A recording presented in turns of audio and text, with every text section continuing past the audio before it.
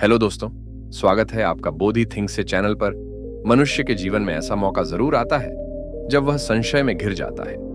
आज हम ऐसी ही एक कहानी लेकर आए हैं जिसमें हम एक राजा और व्यापारी के संशय के विषय में पढ़ेंगे और जानेंगे कि जीवन क्या है और हमारे जीवन में चेतना का क्या महत्व है। एक राजा और एक व्यापारी दोनों अपनी अपार संपदा खोकर जंगल में भटक रहे थे। वे दोनों बहुत हताश थे। जिस संपदा के लिए उन्होंने दिन रात मेहनत की, आज वह संपदा, घर परिवार, नाते रिश्तेदार उनके साथ नहीं थे। चलते चलते वह दोनों क्या देखते हैं कि एक आर्ष पेड़ के नीचे विराजमान है और उनके आसपास अनेक पशु पक्षी हैं। वे सोचने लगे, आखिर अर्शी में ऐसा क्या तेज है जो सभी पशु पक्षी अर्शी के पास एकत्रित हो गए हैं। यह देखकर वे भी अर्शी के समक्ष जा पहुंचे और कहने लगे, गुरुवर, आप तो कोई महान ऋषि दिखाई देते हो।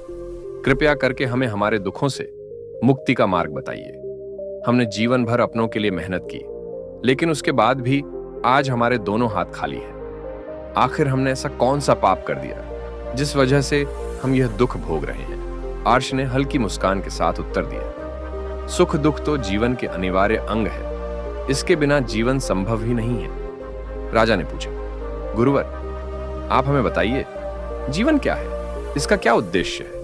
व्यापारी भी बोल पड़ा, आखिर जीवन जीना इतना मुश्किल क्यों है। इसके बाद राजा और व्यापारी ने सवालों की एक अनंत झड़ी लगा दी।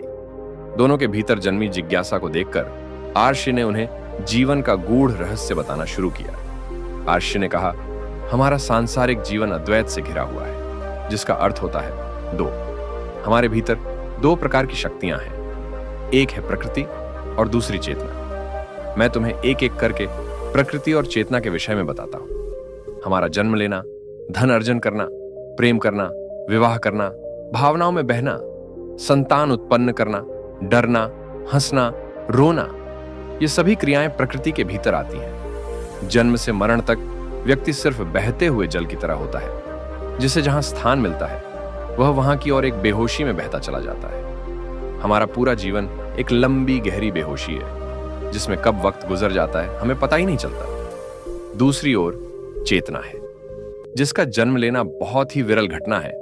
अधिकतर लोग बिना चेतना की जाने मर जाते हैं। चेतना का जन्म तब होता है जब व्यक्ति चेतना और प्रकृति के भेद को जान लेता है। वह अपनी देह और देह से संबंधित सभी विषयों से ऊपर उठकर खुद जो आत्मा की तरह देखता है, वो जो प्रकृति में रहते हुए भी उससे लिप्त नहीं होता, वास्तव में वही चेतनाशील मनुष्य है।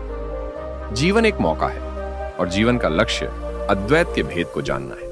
जो जान लेता है वह जीवन जीते हुए भी जीवन मुक्त कहलाता है। आर्ष के उपदेश के बाद राजा वापस राज्य लौट गया और दोबारा से पूरा धन वैभव प्राप्त करने में जुट गया। लेकिन व्यापारी के मन में वैराग्य उत्पन्न हुआ। व्यापारी व्यापार को अच्छी तरह समझता था, इसलिए वह समझ चुका था प्रकृति में सुख दुख है, इसलिए मुक्ति ही उसके लिए एक सर्वोत्तम उपाय है। अर्श का उपदेश केवल राजा और व्यापारी के लिए नहीं, बल्कि संपूर्ण मानव जाति के लिए है। आज जीवन के नाम पर बस हम सांस ले रहे हैं और भोगों के पीछे भाग रहे हैं, ये समझे बिना कि आखिर हमें चीजों की जरूरत किस हद तक है। जीवन में प्रकृति को कितना महत्व है, उसे समझकर हमें चेतना की तरह निरंतर बढ़ते जाना चाहिए। उम्मीद करते हैं आपको हमारी इंस्पिरेशनल हिंदी स्टोरी जीवन क्या है, इसका क्या उद्देश्य है, पसंद आई होगी। अगर आपको ऐसी कहानी अच्छी लगती है तो हमारे चैनल को सब्सक्राइब कीजिए। धन्यवाद।